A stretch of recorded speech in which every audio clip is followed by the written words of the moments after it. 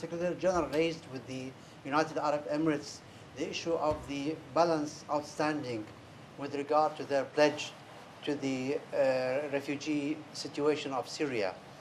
Also, if the discussions touched on the prevalence of al-Nusra in the conflict in Syria and how both sides view that situation. Well, they spoke at length about Syria, both in the meeting with the Prime Minister and with the Minister of State for Foreign Affairs, and indeed also with Princess Haya.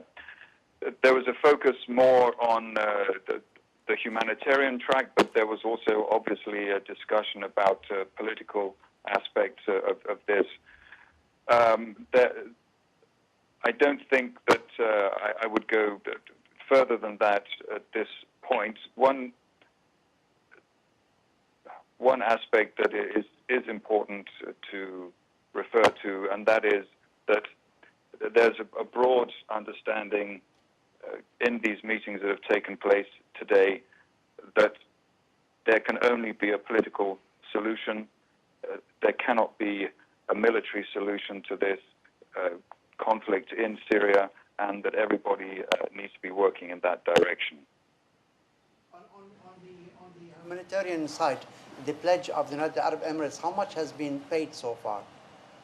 Yes, and I'm sorry, I didn't get to that bit. The Secretary General has simply reiterated his desire to see that pledges and commitments made in Kuwait turn into real money really soon.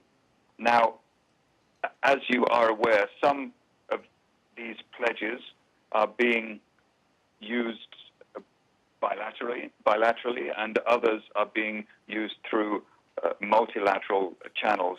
I'm sure that the Office for the Coordination of Humanitarian Affairs is tracking this very carefully and diligently, and they will be able to give some more details on that. The Secretary General's role here was simply to emphasize the general need for pledges to turn into cash.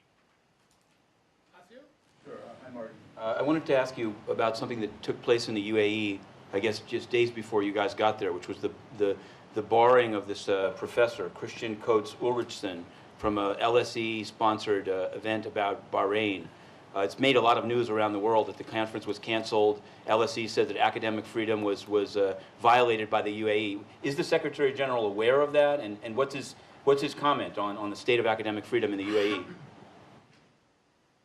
He's aware of that, and I would simply reiterate that the Secretary General, in his meeting with the Minister of State for Foreign Affairs, did discuss human rights, amongst other topics, and the Minister in turn briefed him on the Universal Periodic Review of the United Arab Emirates.